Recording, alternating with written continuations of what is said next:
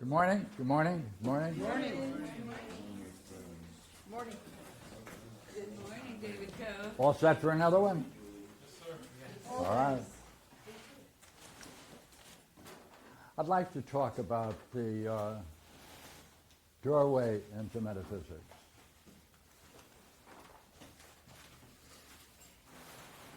How do you get into it?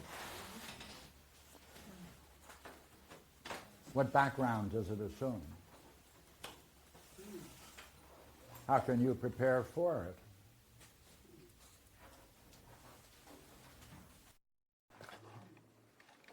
Well, there are three ideas, and our discussion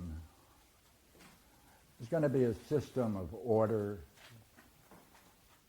Certain patterns are going to be present, and overall, it's going to have some symmetry. Well, if you put those together, you have what I call the principle of structural similarity.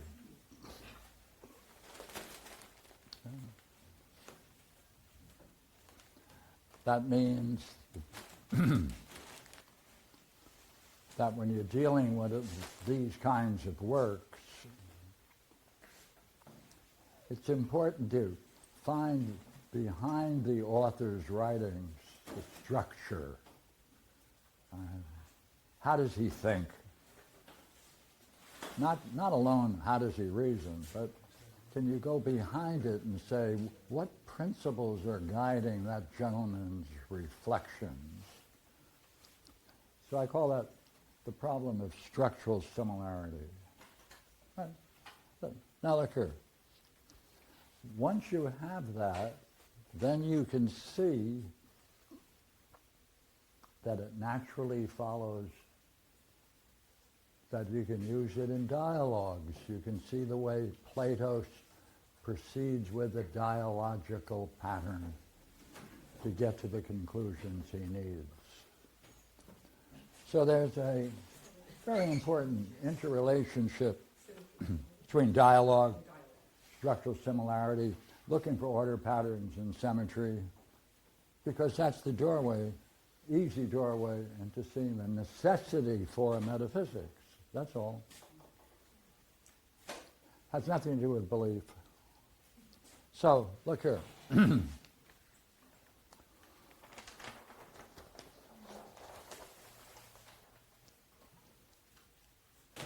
All such reflections start with a noble analogy.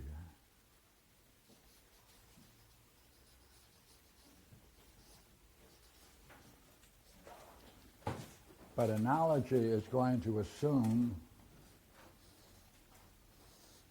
primarily two sets of ideas, different, but they must have some similarity.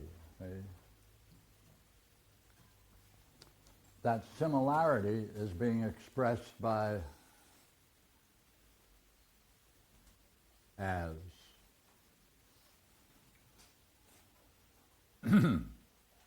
So, Plato wants to show, so you have to have the goal.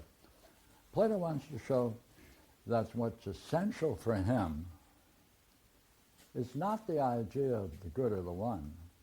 That's only secondary, and it's very lightly stressed. But the most brilliant light of being.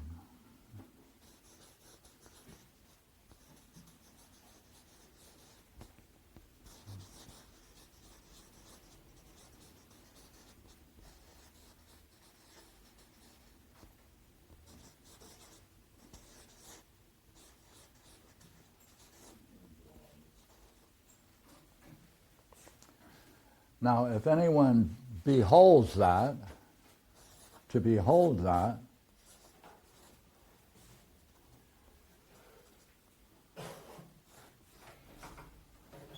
that's called, to behold that,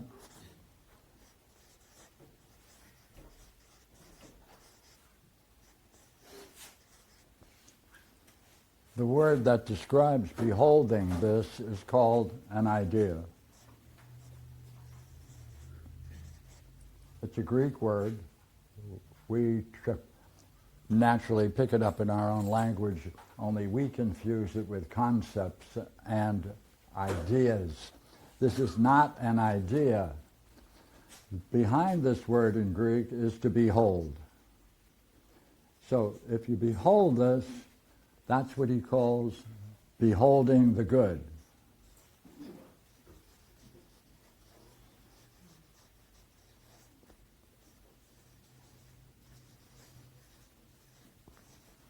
Now the whole republic is to try to stress in as many ways as is possible philosophically to show the necessity for experiencing that kind of thing. Not the good, not the one, not the self, brilliant light of being. So how's he going to do it? Well, to ask that question, see how are we going to do it, presupposes something that we have to put in. And it's because of the great works of the Balboas and the new insight into the whole Greek world of thought that we can now add the most important word on our lexicon, right? The self.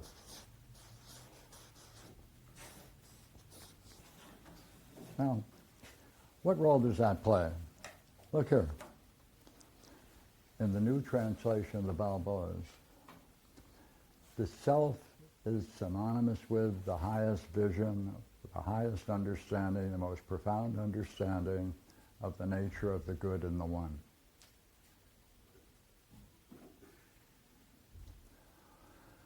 As a matter of fact, you see, those two words, the good and the one, are derivative terms. They're not primary terms in Plato. Because when he talks about the self, he calls it the one self. When he talks about the good in the Republic, he calls it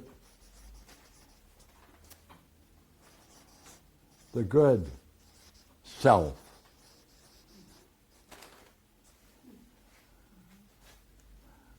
Therefore, when he talks about intellect self, every major idea is characterized, repetition of the word self. So what? In the brilliant light of being, in that experience, one recognizes, good heavens, primarily what you're getting is, hey, that's me. It's me. Or it's a vision of the manifestation of the self.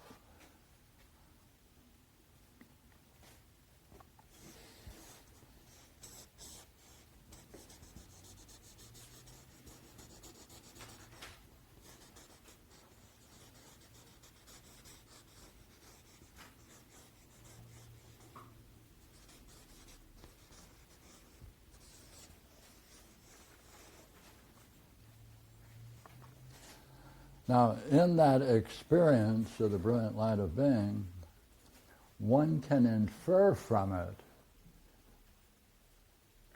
See, it's really not a logical inference, but yet it is. But inherent in that experience, one experiences the necessity for justice. One sees that, hey, why, that's a principle of everything perfectly the way it is, being exactly what it is.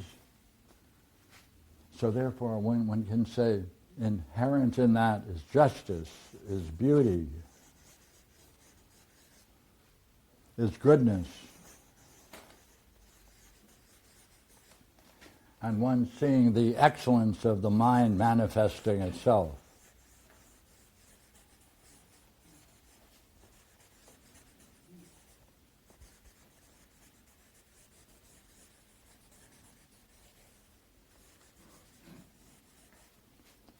So all of these words now in the Republic can be called justice, self, beauty, self, etc., etc. It's ubiquitous. It's through all the terms. Now, it's because of that, it's because one can experience this and recognize the necessity of justice, goodness, excellence, that it becomes important for ordering, since justice presupposes the ordering of something, the perfect ordering of something.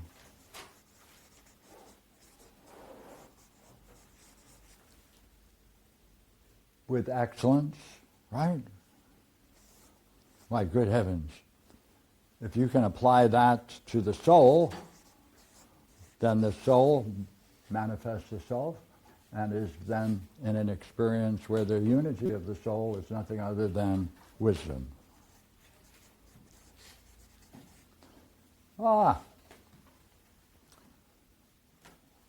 Therefore, if it's good for the individual, it's good for the society, and that's why he has in the Republic coincidental, whatever you say about the soul, you can also say about the ideal state.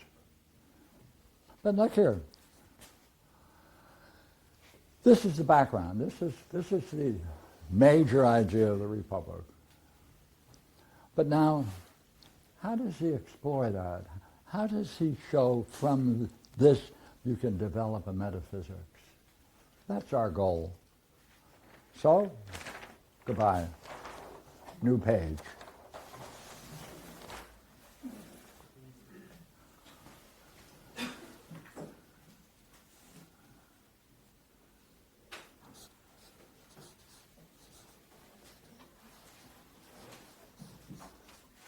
Two levels of reality. And he's going to contrast them on a very simple level. And on this basis, he can develop a metaphysics. Look here.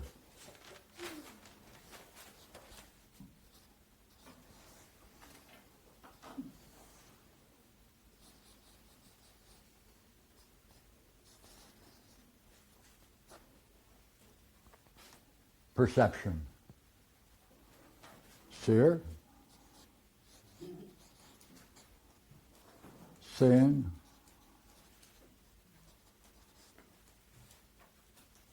Object of that which is being seen.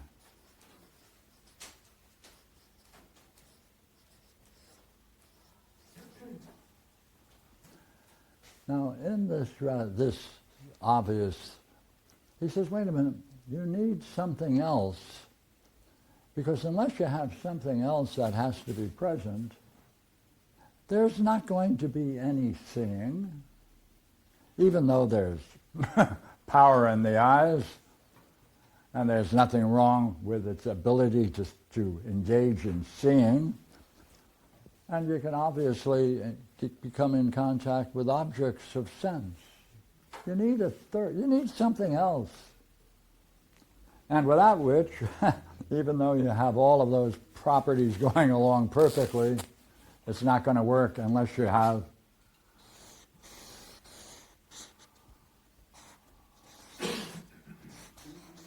light.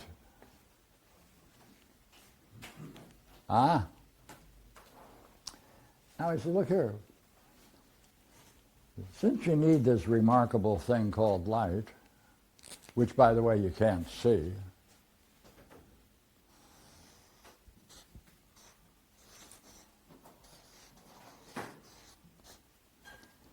there's an author of the light, and therefore you need the presence of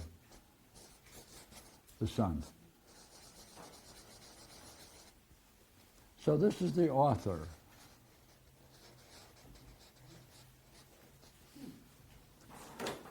But now he's going to say, that's incomplete, he says, because you know what you must recognize as that the power of the sun provides growth for all living things, development, nourishment,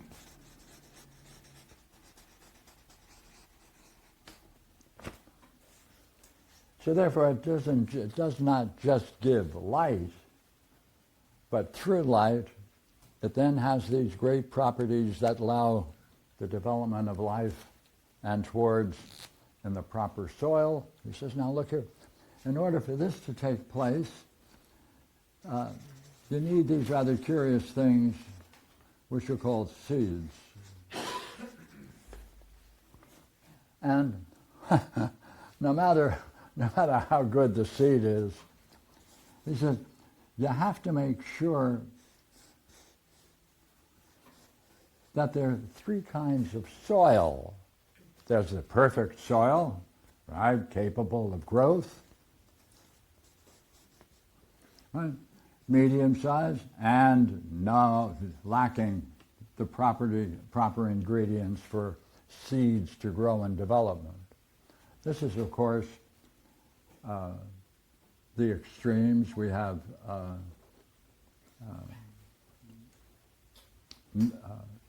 beginning, middle, end. So therefore, even though you have all of these things, you have to have a perfect seed in the perfect setting. Now he's going to call that setting the place.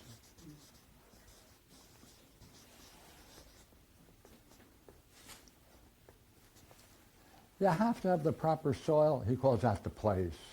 So you know what you need? Look what you need in order for sight. Well, you need light, but that's just luminosity. No. You need the source of it. You have to be able to recognize the source of it being the sun, because it allows growth, development, and nourishment. That's not enough. You have to have a perfect seed in order to maximize growth, development, and nourishment. And it has to be in the proper place. The setting has to be perfect. Otherwise, the perfect seed in the wrong soil is going to come up with great restrictions, and it's going to be disabilities all over the place. Now look here, that's all he does. So he says, you know what? There's something curious about this. Now we have 1, 2, 3, 4, 5, 6, 7, 8.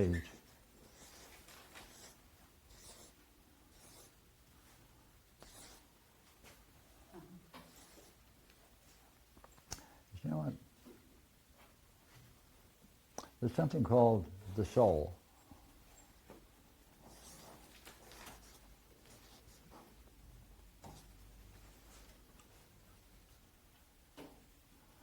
And it too, see, we're now talking about these 8 elements, and he's going to give a name for it. This is the realm of the visible.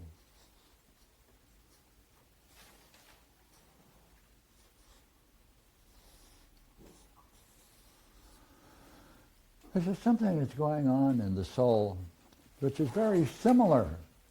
As a matter of fact, for each of these 8 elements, you know what? You can find something quite similar going on. Well, there must be something in the soul that is akin to the eyes,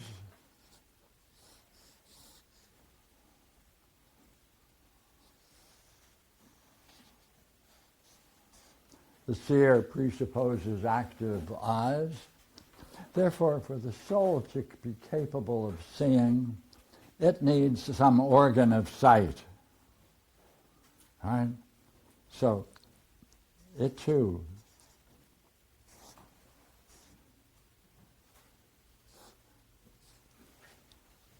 needs glasses to see, or an organ of sight.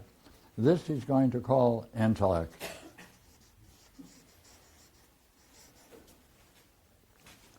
Now, for intellect to function, there must be something one can be intellecting, because it is an activity.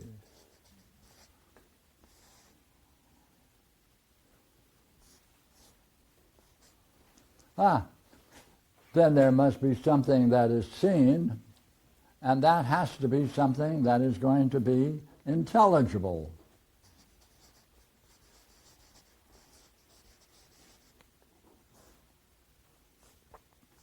So we have 1, we have 2, we have 3. Now look here. It's essential that in the same way that you're not going to see unless you have light, even though these 3 things are operative, so in the same way there's some kind of luminosity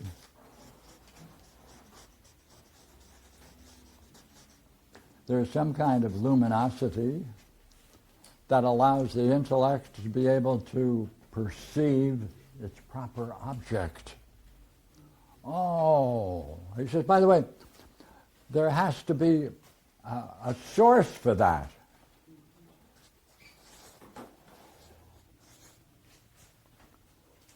Well,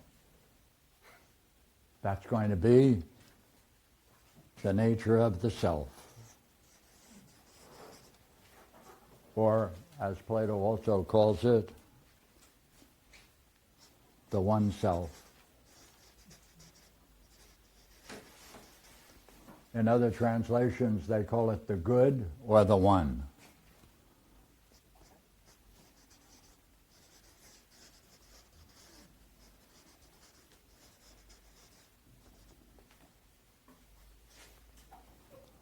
But wait a minute.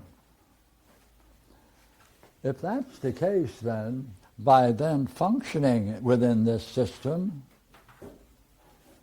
it's going to allow the soul a growth, a development, and it's going to be the kind of activity that nourishes the soul for its profound insights and activity.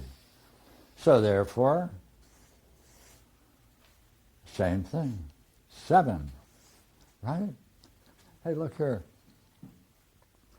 You have to, see, what you have to do is you have to make sure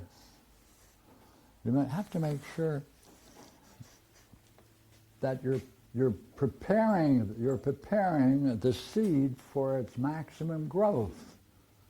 So it takes some kind of preparation, philosophical preparation, right? Trying to lead the good life, right? This is really the ethics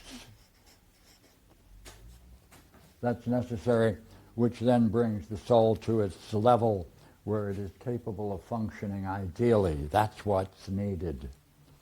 If that happens, then the place. Well, what the heck is the place? Well, he said, you know what the place is? Where the soul then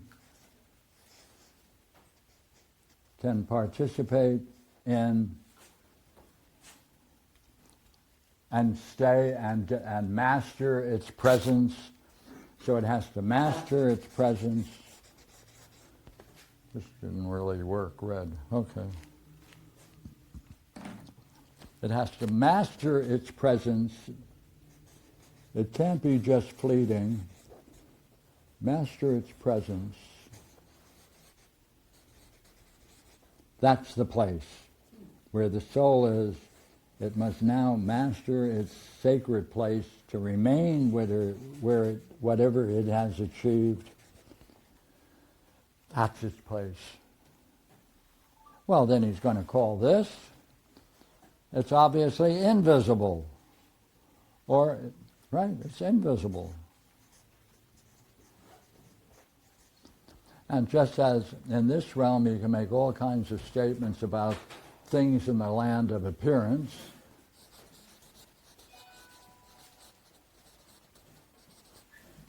So here you're dealing with the realm of reality, or what is real.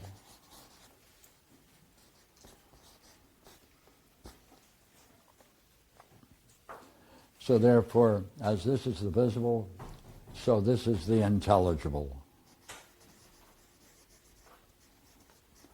The invisible, intelligible, capable of seeing. So what do we have now? Look here. This is an 8 terminology. 1, 2, 3, 4, 7, 8. 1, 2, 3, 5, 6, 7, 8. They're parallel. Oh.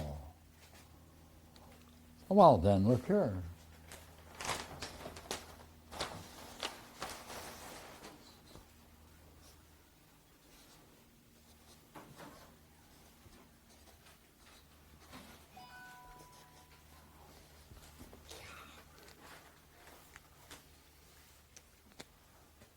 I think the other pens never got brought out, so they're still in the back maybe?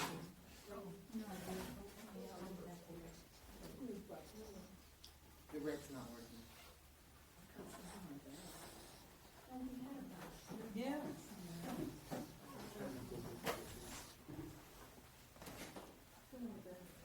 We have an analogy of 8 terms in the visible, 8 terms in the invisible and the intelligible. They are parallel and analogous.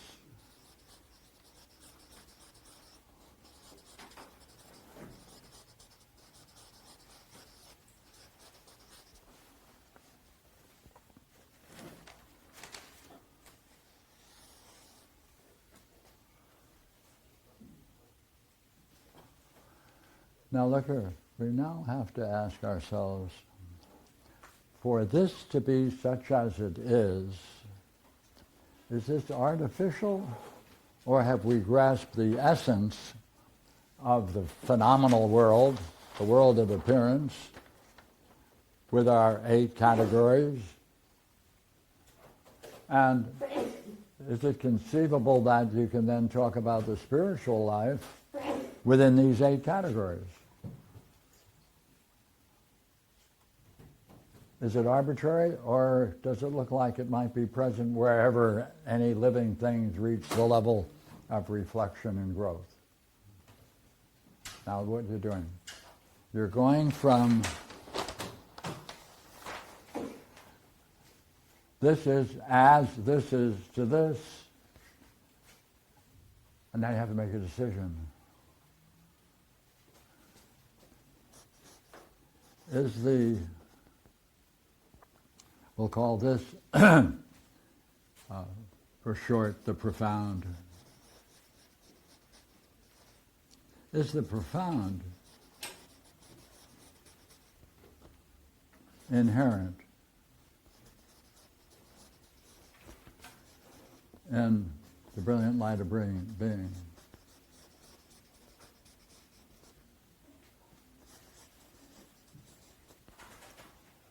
In the same way, right, on the next level,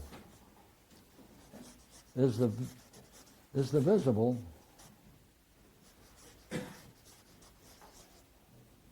Did you say profound or problem? profound? Oh, okay. Because you wrote it as the problem. Did I? Yeah. Just beneath. Oh, yeah, excuse me.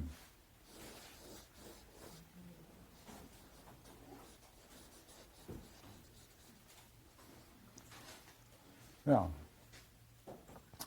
Is the visible inherent in the profound?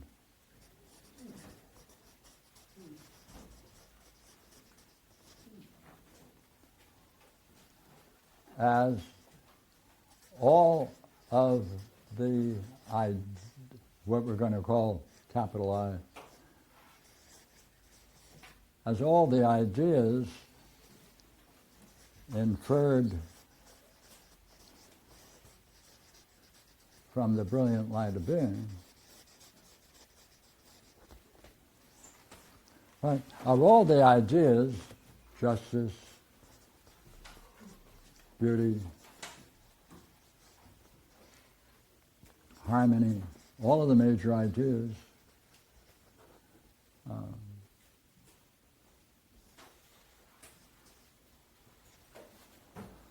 Are they inherent in the brilliant light of being? Say, can you say that this is reality? If this is reality, then is the very nature of reality inherent within it? Can you then generate the appearances? I mean, is the whole universe such that all you have to do is understand these 8 points on the profound side, and you can see that necessarily, if there's going to be any creation, you're going to have a sun, you're going to have planets, you're going to have, well, good heavens, does it presuppose this order? If it does presuppose it, now you can say,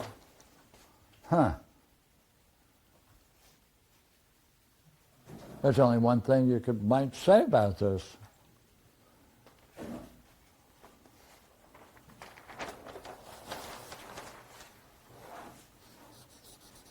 The nature of reality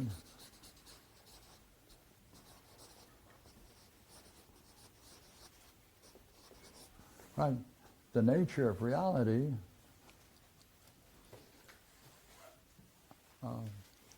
has an order, inherent order,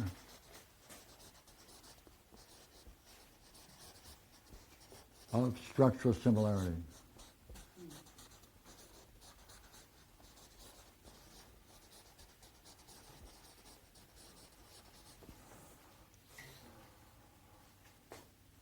If that's the case then,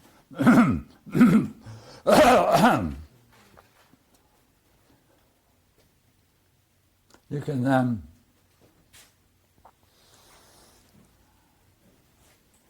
must come to the conclusion that the nature of reality is intelligible.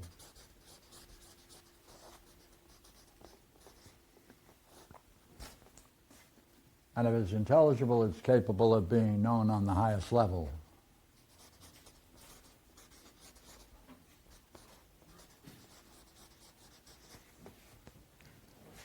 And then, if it is known,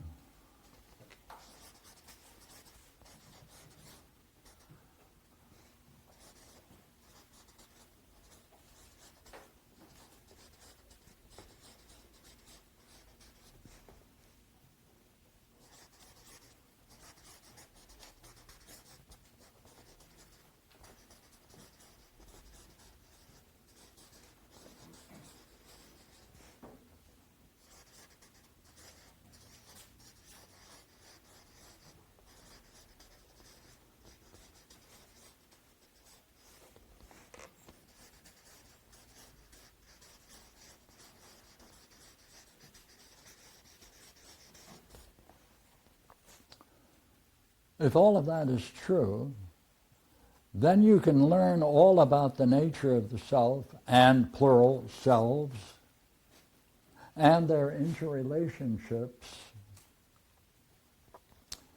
since all proceeds from the self and returns to the self,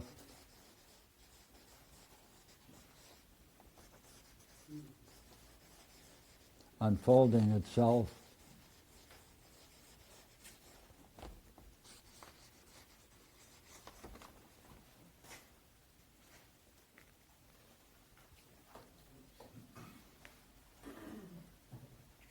if that's the case, then would you agree you can just take these things and you can now dialogue with them, can you not? Sir. What's the last word there? Yeah. The self? Yeah, unfold, and the self unfolds itself. Right? Go over that. Since all proceeds from the self and returns to the self while unfolding itself into a perfect unity. So look, there's nothing more interesting to discover than the nature of oneself and what it is capable of. Right. And we're left with the mystery, hey, is the self one or many? And how can it be one and many, and yet still be one? All of the philosophical riddles now become an object of concern if this is so. Now you can only play this game and discover these questions about the self and how it relates to our structural similarity of the dialogue or in thought if you're lucky enough to have one of the Balboa translations. Is that right? Let me check. Well, Yes. this is wow. I liked how you brought the intelligible into more broader sense. I always thought it was some realm that you had to do the Lucia about. And this just brings it like handy right there, you know. Yeah. I like it.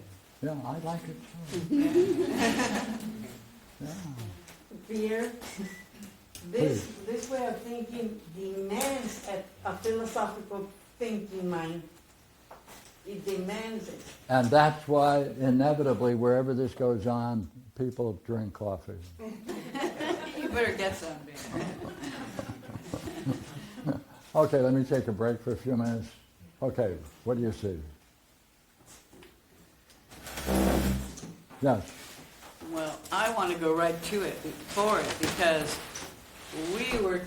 I got so excited about this workshop because it appeared to me that we might be gaining an insight into how to train our minds in the Republic to be able to do this kind of stuff. Because it seems like you hinted at it a couple of times when you talked about the seed, how it has to be in the right place, it has to be prepared. Yeah. Is that preparation, is that what the studies in the Republic are? Is that what we need now that we've got some insight into the self? I suspect, I know I want it. Yeah. By the way, it's easy to answer a good question. Yes. Yes, okay. Are you going to unfold that Yes. today? Ooh. Now, wait a minute. You see, I did that article on the great, the betrayal. It should have been called The Great Betrayal. Why? Because when you take a look at what the Balboa translation has done, it completely changes the training of the Philosopher-King. Oh. And that's why I thought it was worthwhile. The next step we're going into is let's take a look at the role of the self in the education of the Philosopher-King, and that's the training of the soul or the self to know itself. Fabulous. That's where we're going. Woo! All right? Thank you. Get your coffee. We need it. Next. Silence. Sounds All right. Sounds like we have everything we need. All right. All set? You don't Okay. have your coffee. Hold it. Okay, we'll take a break. Yeah. Okay, we'll take a break. Here. Don't say anything profound for an hour. I mean, I just wanted to point out we resurrected the other pens. pardon? The pens. Straight down. Straight down next to your coffee cup. To the right. Ah, thank you. So or Nancy did actually. Yes, I say we, Rob. yeah. Today we need red. Good, thank you. Nancy, Other people could see this right away. that's true, but they aren't as profound as you. Take them or Jeff? So Pierre had said in the last section that, did we get it right, or Eldar quoted you correctly? The wisdom is the unity of the soul or of the self? Of the self. Yes and no. Okay, let's start there. It is a unity. Look here.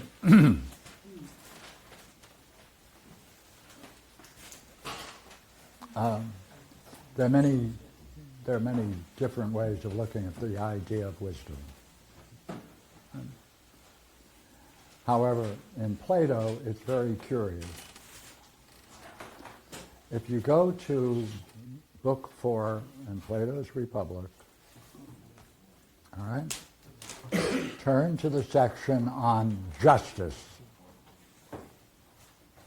In that paragraph, you'll see a rather interesting and unique view of the nature of wisdom.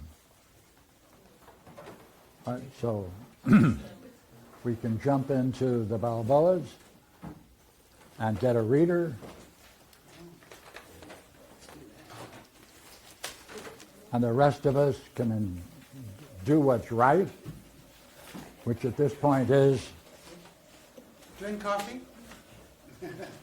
What is the last? I don't know, that was just an afterthought. Actually, I was talking about reading it, which the last line of Okay. the afterthought. Okay. The fundamental need for the training of the soul or the self is that we do not appreciate the nature of the obvious.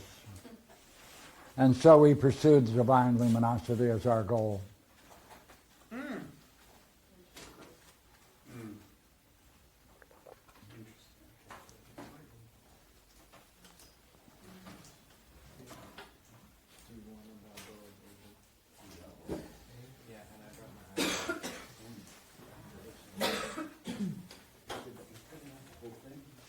Okay? Now, have you identified that key passage, please? Someone? Towards the end, about 4 pages or so from the end of chapter 4. Can anybody give us Stephanus? Yeah, I could. Someone's saying behind it's Yeah, 444. got it, Plato. You want to, I have it, 443D, I hear. Yeah, but the truth of this is 44, 3D, you're right. 430. 440. 443.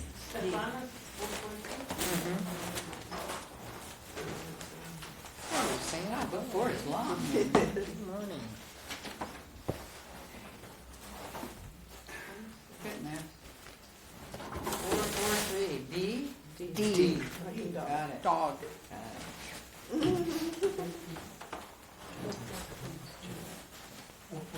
Oh, indeed, justice resembles something like this.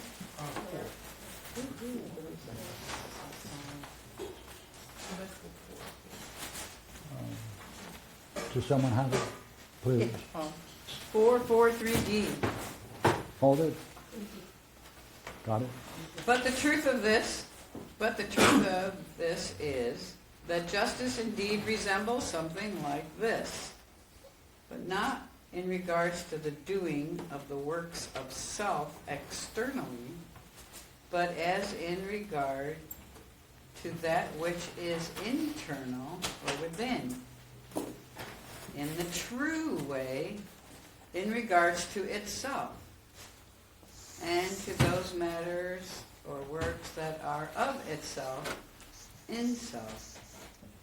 They must not allow any genus in the soul to do the work belonging to another, nor engage in many businesses with each other, but by truly setting its own home in order, and by self-ruling self, while adorning and becoming a friend to itself, by turning the three beings of its soul, tuning, thank you, by tuning the three beings of its soul in the most simple manner as 3 harmonic rules, the lowest and highest and middle, and all others there if they happen being between them.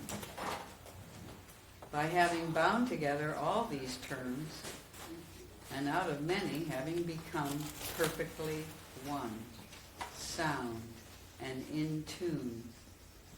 Thus, in this way, self immediately knows what must be done, if anything is to be done, whether in the acquisition of wealth, or concerning the care of the body, or in any public or private contracts.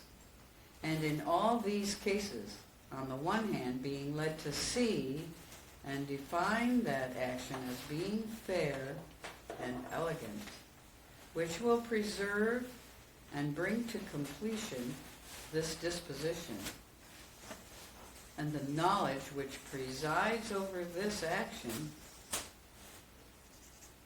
wisdom. But on the other hand, being led to see and define that reaction as unjust, which will always dissolve this disposition, and in turn, the opinion which presides over this reaction, ignorance.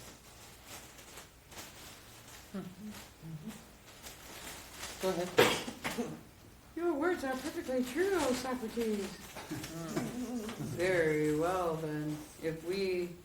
If then we were to say that we have discovered what a just person and a just city and fairness or righteousness happens to be in themselves, I do not think that it would hardly be thought a lie.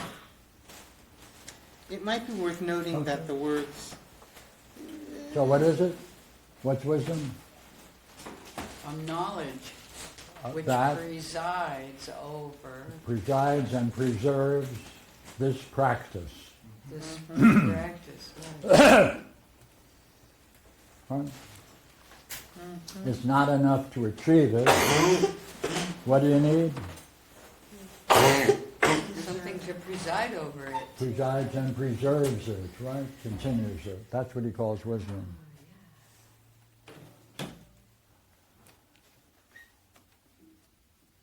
and it might be worth noting that in the line just prior to that, that it says being led to see and define that practice, if we use that translation, Yeah, it's a as practice. being as beautiful, as just and beautiful.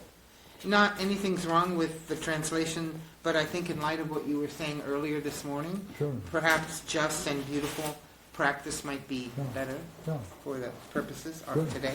Good, good, good. Okay, now, what's the practice? He doesn't say. Doesn't say what practice.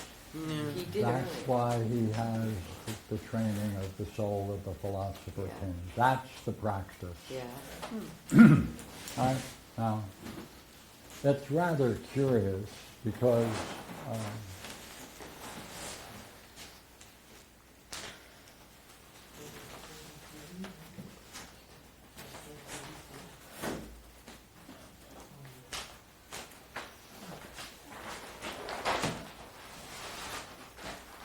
if we look at the training of the Philosopher-King, through this translation, it's a whole different work. Well, let's try it. He starts with arithmetic. Of course, as Josh often says, if you try to teach arithmetic using Plato's idea of arithmetic, you'll be fired. Good thing I have tenure. Right? Totally fired. Tenure. So let's get to it. All right?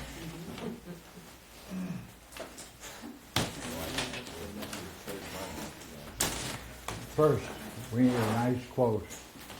What, after all, is the first step? What is arithmetic?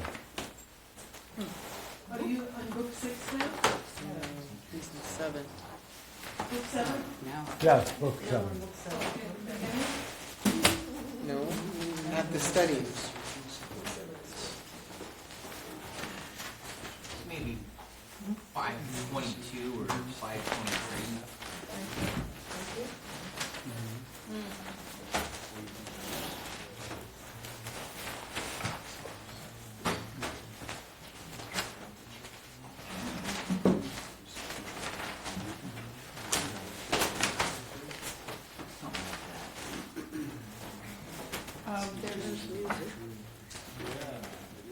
There's the beginning at 522C, but what after all is the one itself? All right, you have it. What number, please? It's like 522, 523.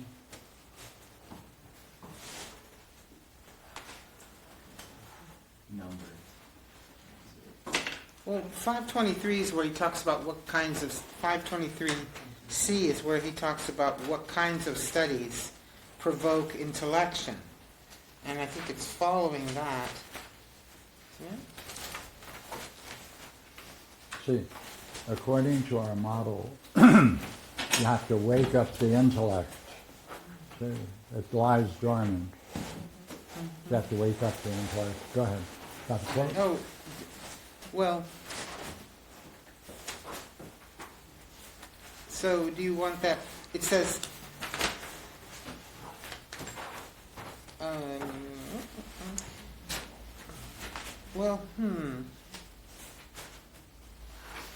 it is possible that it belongs to those studies that lead spontaneously towards the intellection for which we are seeking, but that no one uses self correctly, even though self truly is attracted in every way towards ousia.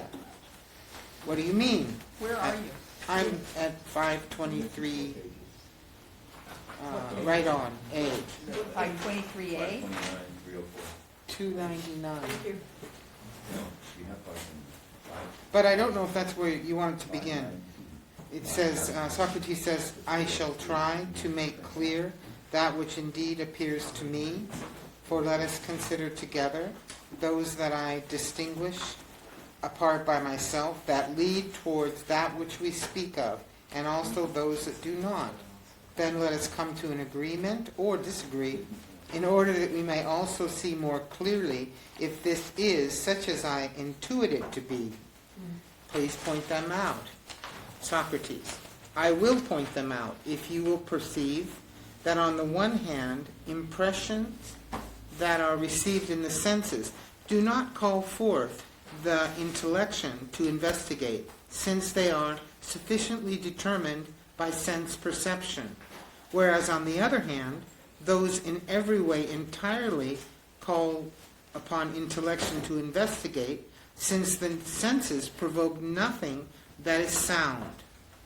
Glaucon, clearly you mean those that appear at a distance and shadow drawings. Socrates, you have not at all hit upon or apprehended that which I mean. Glaucon, what then do you mean? Socrates, on the one hand, those impressions that do not provoke a contrary sensation at the same time do not issue forth in such intellection.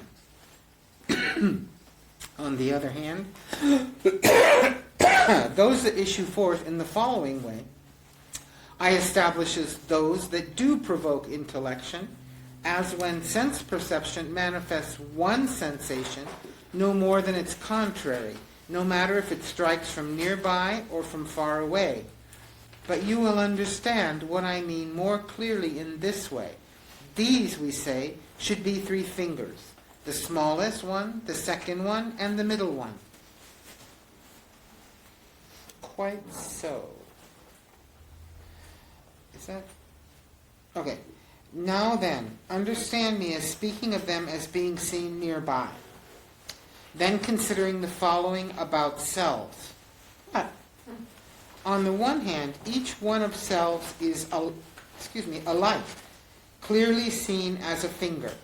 And in this way, there is indeed no difference, whether seen in the middle or in the end, or whether it is white or black, or thick or thin, or anything else of this kind.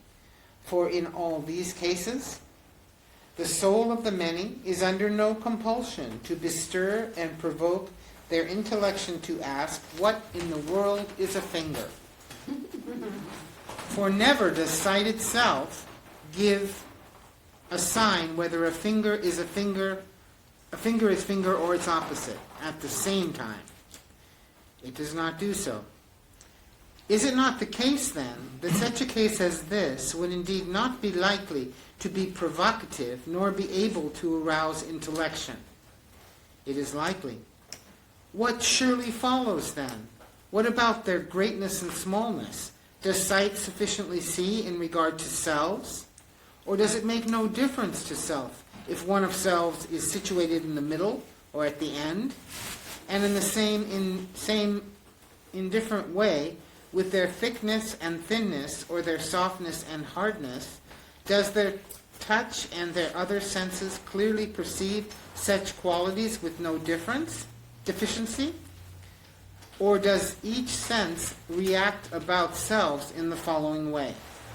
First of all, must not the sense that has been assigned over the hard also have been set over the soft? And having so perceived, it reports this to the soul, as if both hard and soft were the same. It is so. Is it not the case, then, in turn, that in such cases the soul must necessarily be puzzled concerning what in the world sense perception indicates to self as hard, since it also calls the self or the same thing soft? And so also when sense perception reports the light as heavy, then the soul must be puzzled about what is light and what is heavy, if sense perception indicates both that heavy is light and that light is heavy. For these are also indeed strange interpretations to the soul that stand in need of investigation. Accordingly, then, it is reasonable that in such cases as these, first of all, on the one hand, soul attempts by provoking the power of the logos and also intellection to investigate if each of the things being reported are one or whether they are two. How could that not be the case? Is it not the case, then, that if they appear to be two, each of them appears to be one and distinct from the other? Yes. If, then, each of them is one, then both of them are two. Hence the soul will indeed intellectually conceive them as two distinct units. For if they were indistinct, it will indeed not intellectually conceive them as two, but as one. Rightly so. We certainly say that the sense of sight does perceive both great and small, but not as being distinct from each other, but as being something indiscriminate, or confused, does it not? Yes. Thus, in order to obtain clarity of this, the intellection, in turn, is compelled to see great and small not indiscriminately, but definitely, distinctly, in the opposite way than that. True. Is it not the case, then, that from this source, somehow, it suddenly begins to question us, what in the world, then, is that which is great? And in turn, what in the world, then, is that which is small? In every way so. And in this way, we have surely called the one intelligible, but the other visible, most correctly. This, then, is what I was just now attempting to explain when I said that some impressions, on the one hand, are provocative of the understanding, while on the other hand, others are not. And on the one hand, those which fall upon the senses, at the same time, along with their contraries, I define as being provocative of the intellection, whereas on the other hand, those that do not awaken the intellection. Accordingly, then, I understand at this time, and it appears to me in this way. What follows, then? In which of these two classes do you think number and the one belong? I cannot bring this to mind. Then return by analogy from what we have already said. For if the one is, on the one hand, sufficiently seen or grasped, self according to self, by any other sense, then it will not lead towards the ousia, just as we said in the case where we were comparing the fingers. But if, on the other hand, some contrary is always seen at the same time with self, so that it shall no more come to light as one than its contrary, surely then it would straightway need someone or something to judge or determine, and soul would be compelled to be puzzled and to search in self by arousing the conceptualization within herself, and to question self, what in the world is the one self? And thus, the study, which relates to the one, would be of the class of those which lead up and turn the whole soul to the contemplation of the being. But certainly this self has to be indeed about sight, and not in a small way, for we see the same thing at once, as one and an infinite multitude. Is it not the case, then, that if it were the case with the one, then will not every number be affected in the same way? How far would you like me to read, Pierre? Further or not further?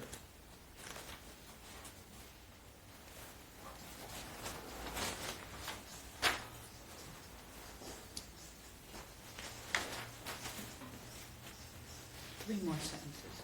You'd like 3 more sentences? Get down to where it says, accordingly, those are the studies for which we are searching. So, what does that do? It awakens this curious word, ousia. Mm-hmm. That's that capacity of the soul to turn upon itself and to see. Right? Now, the goal is being. That's what it's all about. Being is another word for reality. Another word for divine luminosity. They're used interchangeably. Therefore, in this work, you don't get an answer to this question. What you get is an insight into being, or divine luminosity.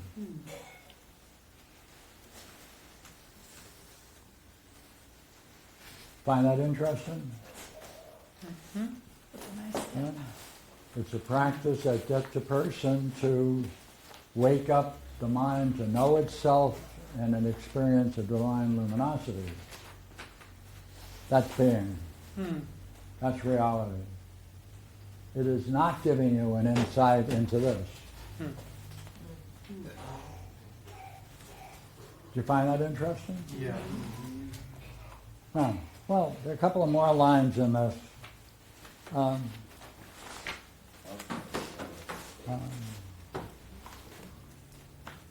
you find it curious that there is no discussion of this term, oneself? Yes or no? And the quote we just read. Not here.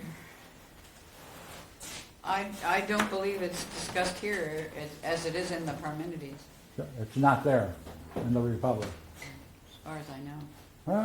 Could have missed it. Well, except for what, after all? Is the oneself. Eso. Is there a discussion talking about the nature of the oneself? No. No. Isn't that Right. isn't that yoga he just described, the activity of the oneself? But not its nature. Nah, you're right. Right? Look here. We'll keep that aside. Geometry. Right. Now, let's see if we can go to, you look it over, let's just pull out the key ideas. It was good reading for a moment ago, but now let's just take a look at geometry. All right, quickly, here we go. What number is that? Keep reading. No, you want...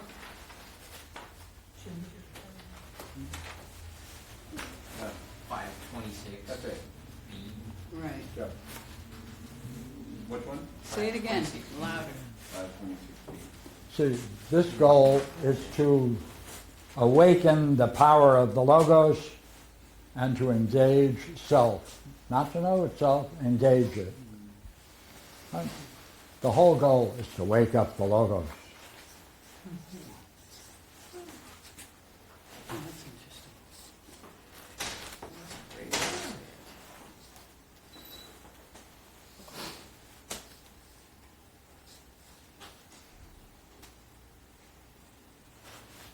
All right. We're now into geometry. What's the goal? Of course, this whole thing is, we're doing this just for the conversion of the soul, that's all. Apart from that, it's easy.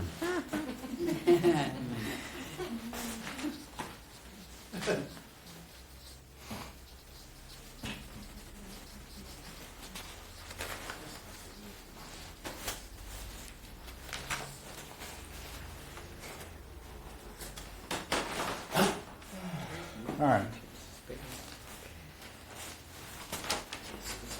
Instruction 526D, is that what? Here, Please. I think we should have read another paragraph, Well, go right ahead. which you just alluded to. Yes, go right ahead. Socrates says, "Surely then, O Glaucon, it would be proper to establish by law this study, and to persuade those who intend to participate in the greatest affairs of their city, Philosopher-Kings, to enter into the power of the Logos and to engage self, not in a common way, but by self-intellection, until they may arrive at the contemplation of the nature of numbers, not for the sake of buying or selling, as if they were preparing to become merchants and retailers, but both for the sake of war and for the sake of facilitating the conversion of the self, of soul, from the world of becoming to the world of truth and ousia." Go. What is that? See, what's interesting about that 525C. paragraph, just as he does not explain what he means by the one self, and he does not explain what he means by the nature of numbers.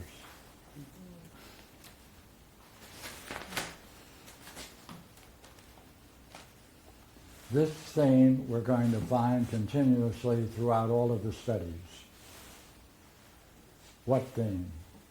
As he talks about each, the key ideas within them are not explained. Therefore, it's incomplete. As you see it. Therefore, the Parmenides. Maybe, is that right? All right? Okay. All right?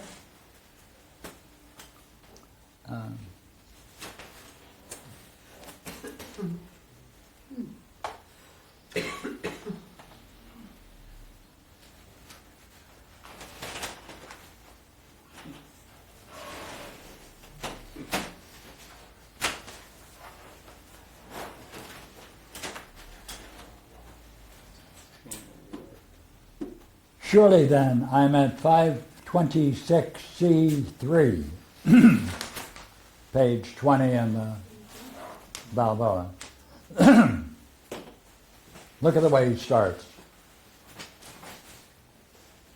Surely then, on all these accounts, this study must not be neglected, but the best natures are to be instructed in self.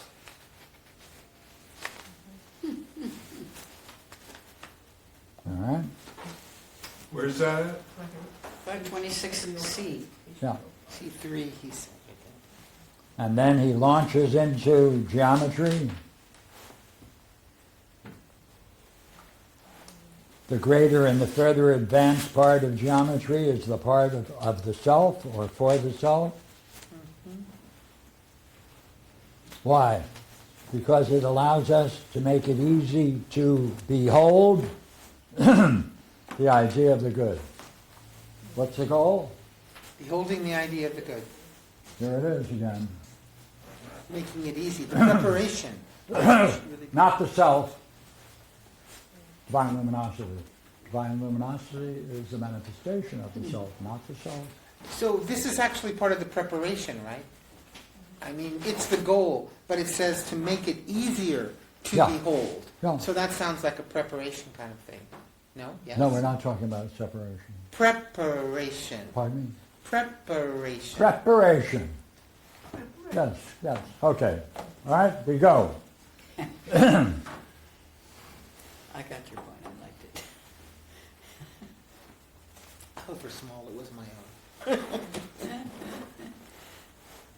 Because that's what the first session Make emphasized. it easy, dude.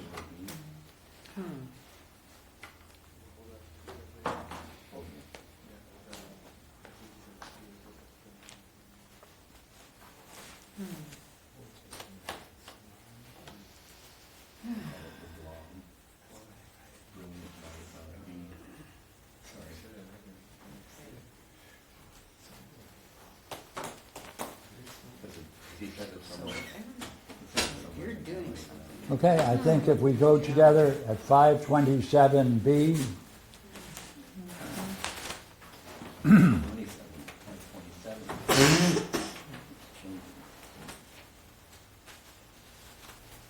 the whole of this study is somehow being practiced for the sake of the intuitive knowledge. 527B. No, what Right. is intuitive knowledge? Socrates, right? But how about a reader? Thank you. Gnoseos. Thank you. Even further, is it not the case then that this statement must be assented to? What is it? That it is the intuitive knowledge of that which always is, but absolutely not of that which in some way, at some time, is coming to be and being dissolved. Let it be granted for the geometrical knowledges of that which always is. Accordingly then, O noble one, it draws the soul towards the truth, and it would be perfective of the understanding of a philosopher, so as to maintain this power above, which we now improperly direct below. As much as possible.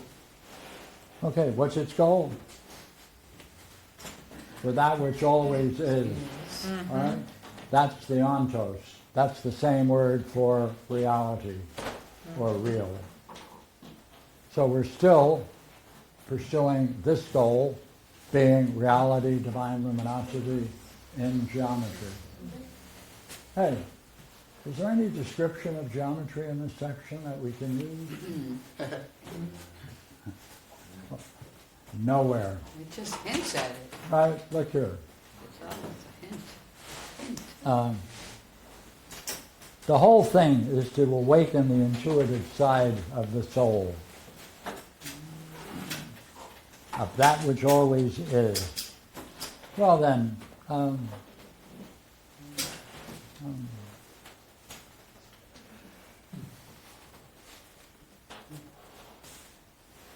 so let me ask you a simple question. What's the difference between arithmetic and geometry?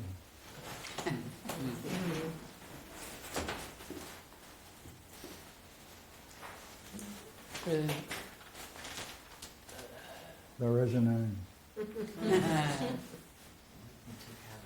There's no new question. There's only one question in all of the studies. That one.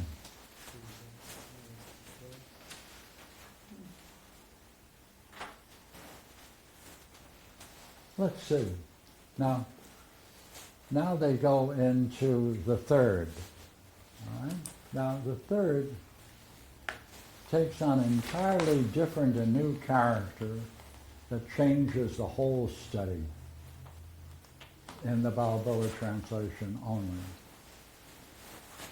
Right. So let's take a look at what he's doing. This is the study that you can't find any teachers out of it, and if you did, they wouldn't be paid any attention to. What kind of a study is this? And why is it important?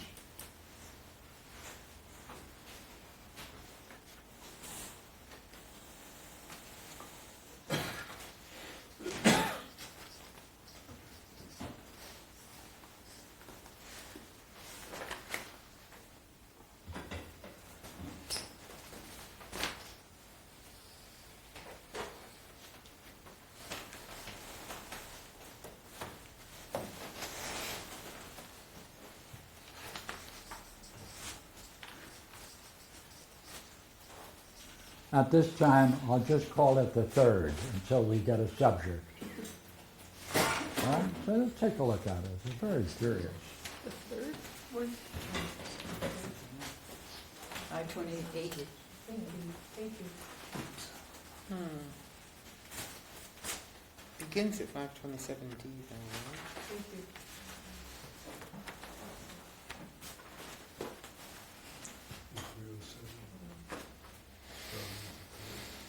Right, that intuitive awakening, the intuitive is the entire goal of geometry, right? Remember that? That's always clear. An organ which is better worth saving than 1,000 eyes, since the truth is seen by the self alone. Where are you, Pierre? 527E. Ah, thank you. Right, each of these studies are trying to awaken that organ of sight, right? Hey, that's your seal. Right? That capacity to turn upon oneself and be puzzled and stay puzzled until you break through. That's it. So, now I think it would be real fun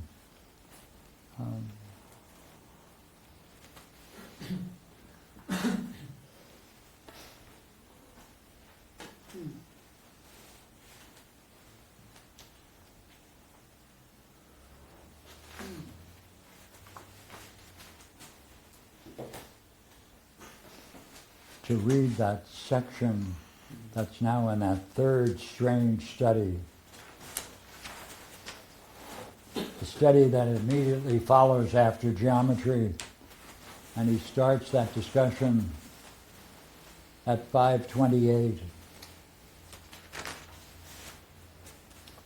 Now the whole thing is in one central page, and you can pick it up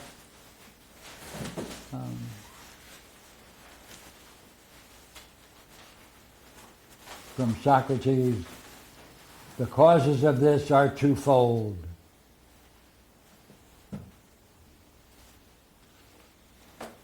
Because being difficult, there is no city that holds selves in honor, and are thus investigated rather anemically. And second of all, because those who do investigate selves, pick it up from there. Are in need of a guide. Go ahead. Just Let's note get where it. it is. Where is it? Page 303. 528B. 528B? B.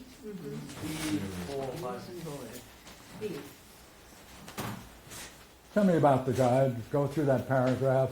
Pull out the major parts of it. They can't do it without him.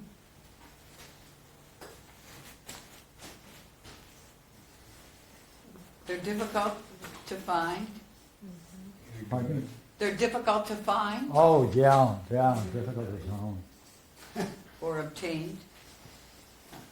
Get a guide. We don't obey. We won't obey them. Difficult. They think too highly of themselves. They think they know.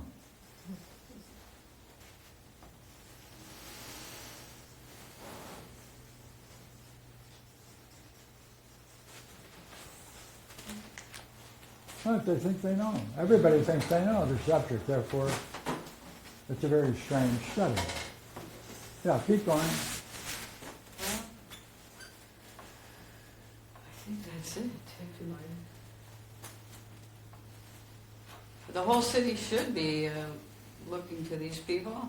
Yeah, could you pick it up from where you left off? But if on the other hand, let's see, the whole city would join in superintending selves by holding them in high esteem, the guides that is, both the very ones who inquired into them would be obedient, and expand their inquiries by being engaged in constantly and vigorously would bring to light whatsoever they have to be,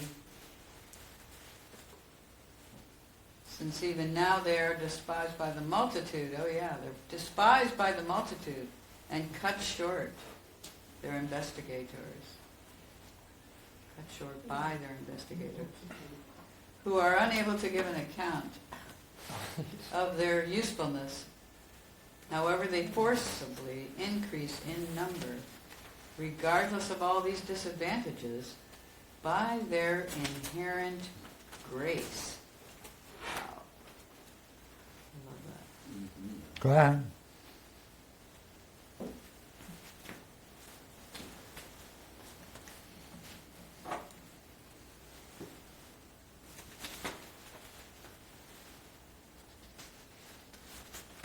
See, what did you find important in that section?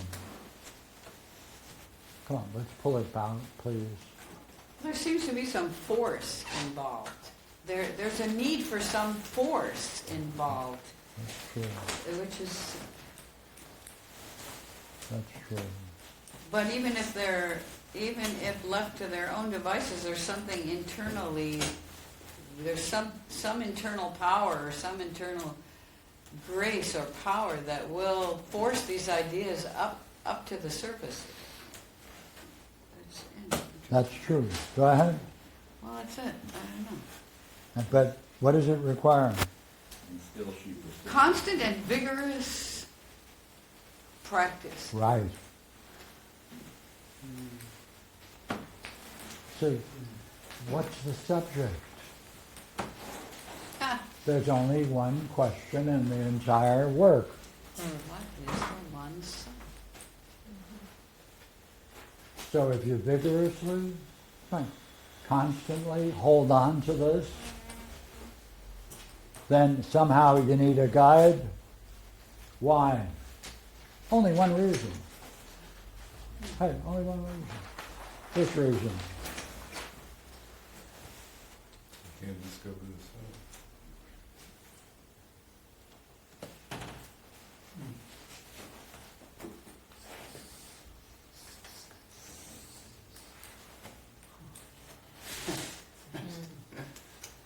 Look, this is said to be the sole reason in Buddhism why they need a Roshi. He's not worth anything for planting in a garden, for running a temple. He's only there for one purpose and one purpose only. To tell you whether or not what you experience is genuine or not. Whether it's a phantom, a wind egg or not. That's all.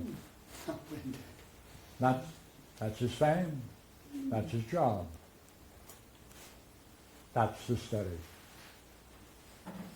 And therefore you need someone who can be able to separate the real from the apparent. From thinking too highly of yourself. Sir? From thinking too highly of yourself, thinking you know. Oh yeah, that's a bull. Yeah, that'll do it. The principle is you better not judge your own experience. Sir? How you need to know. Is talking about the Roshis, is the ability to recognize in another person Yes. their own, shall we say, recognition of self, Yes.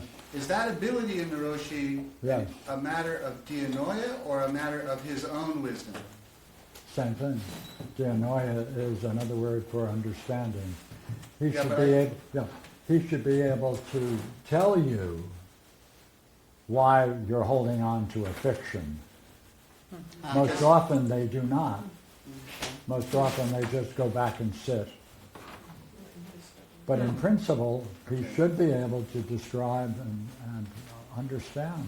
So what he's The really difference. looking, so what he should ideally really be looking for is not your recognition of self in yourself, but what he's really looking for are the wind eggs. Right, And if he doesn't see any, then you pass. that's right. So And he it's better kind not have one himself.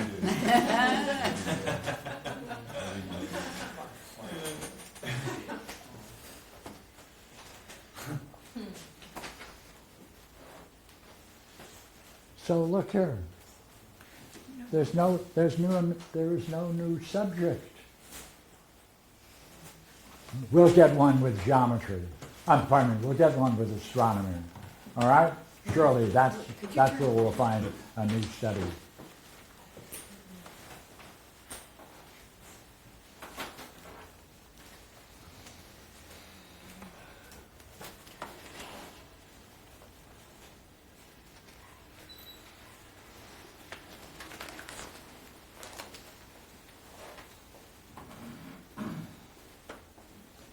Now, in this whole game, in the Greek world,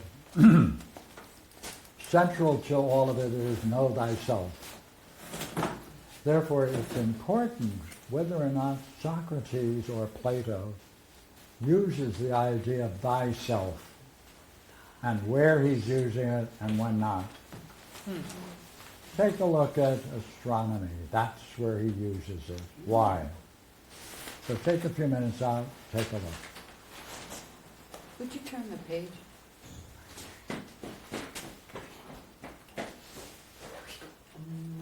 With this finger, Troublemaker, possibly.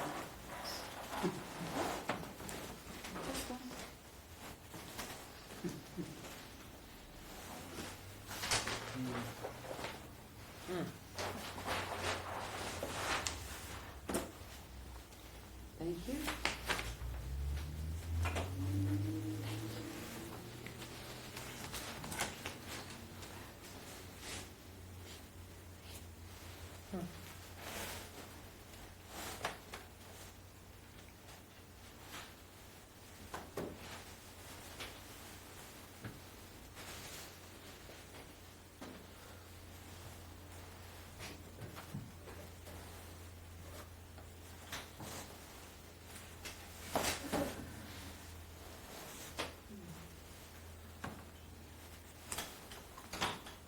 right, what's the first point? Hey, the way most professors and philosophers talk about the self is so low that you can ignore them all.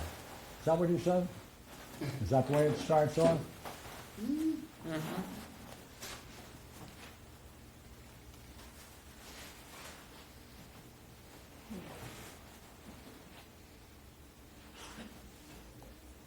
On the one hand, the way in which self is now handled by those who introduce her into philosophy entirely makes the soul to look downwards.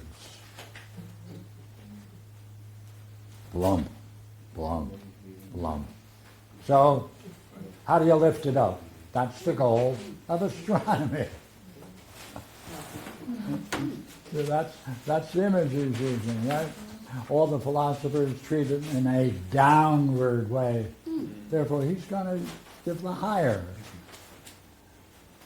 Therefore, he's going to reach for the sky, as it were, and that's astronomy. So let's get a couple of good words for it, shall we?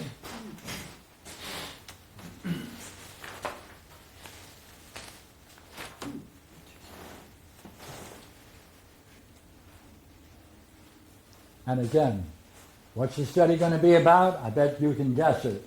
It's going to be about same subject. Not the one self. The goal is being, or reality, or divine luminosity. Then where do we get this stuff? Oh well, it's enough. Enough is enough. Be satisfied with what you can get. It's offspring. Isn't it, you were asking where does he use thyself? And he uses it at the beginning of that paragraph at 529A7 or something, where he says, where it's kind of used in an interesting way, which is, he says, you seem to me to grasp within thyself no ignoble opinion of the study about those which are above. For you venture to think that if anyone by looking up should really learn something by staring at the star-spangled decorations on a ceiling and are led to believe that self is contemplating by intellecting, but not with the eyes, then perhaps you think beautifully, while I, on the other hand, think simply. For I, in turn, am not able to conceive that any other study could make the soul look above, except that which must be about being, the being, and inasmuch as it is about that which is invisible, and inasmuch as What? but if right, so Same it's about thing. being, It's about and being. if you think it's about the stars, then Good. you have an ignoble Done. You're view gone. in your mind. Right. Yeah, So false let's image. find out what is this study he's going to call astronomy.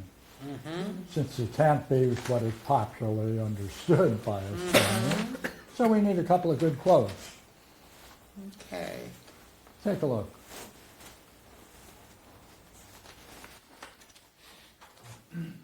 This is yours? You just use this all the time? Yeah, it's like my friend. Wow. Good. I'm glad it wasn't full. Good. Good. Good.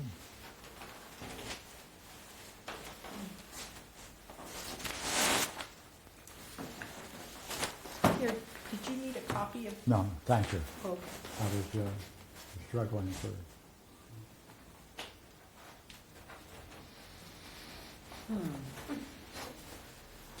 Got one. Well, see, he says you're supposed to be contemplating by intellecting. And I'm wondering, see, what happens to me is I get the studies seem to kind of merge all together. Like I don't see the difference between what you would be doing if you're doing solid geometry and you're doing this. If all of them are contemplating towards real being, that quote I just read is 529b. Yes, that's a good sentence. 5 what? Sorry. 29b. 529D. B That's is the a- one that Barbara enjoys. I said B, but you want to go D? Yes. Okay. D. Yeah, I heard D instead of B, but D is important. Go ahead. Somebody read. Jules, you're going to read? Oh. Well, it says in the following way. On the one hand, that these star-spangled bodies in the heaven, as they are indeed spangled ornamentation in a visible medium, be thought to be most beautiful and the most accurate of their kind, but far inferior to the true ones, such as the being of the motion, whether quick or slow in true number, Yeah. and in all true figures. Do you both like in those Greek words? What? Yeah, foros, tachos, bardutes. Yeah. Okay. Motion, quickness, slowness. So you're supposed to be able to comprehend whatever this is with the power of the logos and the understanding. Mm-hmm. But what's the subject? Yeah. There must be a new subject. No, it's not. Therefore, it's still, It's still contemplating real being. well, same thing. But there must be something that you're doing a little differently in this study, right? I mean, what? See if you can find something different. Well, see, well, he does say that there is a being of the motion. So he's added some kind of motion to being. That's true. So there's a question about how to read that. Anyhow, look here. Are we back to the same riddle? Is there only one study? seems to be Yeah. only one study. But It looks like he's just personifying the aspects of the study. That's right. uh, Adding additional aspects to it, but same study. aspects But of then- the study. Sir? Wait, you're saying, but is there only one question, what is the one self? But I thought all these studies are orienting themselves towards what is being. That's right. You What's got the it. relationship between those? Those are two different questions. Of course. So what's the relationship between the pursuit of one versus the pursuit of another? If you're talking about one or the other, you mean pursuing the one self versus pursuing any one of these words? Correct. Yes, Right, for that's instance, easy. how can you... That's easy. There isn't. There's no difference. Oh. There isn't. No, that's all. Well, if there's no difference between the pursuit of those two things, No. It's not The opposite. there is a difference. No, well, there isn't a But- connection. they are separate and distinct, Oh, I see. and Well, then how therefore can they you- are different. Then how can you conclude, or how can we conclude that there's only one question, what is the one self, when everything we have read shows that that's not the question. The question is the lower question of divine luminosity. That's right. So how can we conclude that? Sorry. What? How could you just answer that's right? That's not. Well, is it kind of like, Sir, you are now reading correctly. it seems like, why can't it be that if we were also talking about a preparation and a pursuit? So it seems to me that, didn't we tie the brilliant light of being? Maybe we didn't. But I'm thinking, isn't it the case that that the pursuit of the brilliant light of being is not a separate pursuit than the pursuit of the oneself? There is a difference, A fundamental difference, but does that make it a separate pursuit? Yes, separate and distinct. Okay, what's the difference? We'll talk about it some other time. We've only gotten through astronomy. I think we have to go farther before. The goal today is to take a look at the studies. We haven't finished them. Right. Right? We're getting close on the trail, but we haven't gotten really the real puzzles. Oh, okay. So we'll have to meet again. What time is it? It's past 11. Huh? It's past 11. Quit. We come back at 2 o'clock? David. Yeah, I was just kind of trying to keep up with the third study. It looks like it, if you don't mind, a play on the idea of cubes that have width but also depth. He says that the third study engenders a certain grace, and he says an increase of depth in the second. That's right. Okay, just wanted to That's add. right. But it's the same subject, increasing in depth. Increasing in depth. That's all. Okay. Thank you. We'll meet again Thank you. and get into more profound puzzles. All right. Okay? All right. I don't know how you can get much more profound. Are we coming back after here? Are we coming back after lunch, or are we just taking 2 o'clock. 2?